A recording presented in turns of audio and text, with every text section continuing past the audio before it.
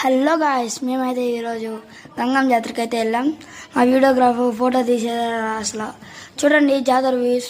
ఇంకా రేపు మార్నింగే లేచి జాతరకి రెడీ అవ్వాలా.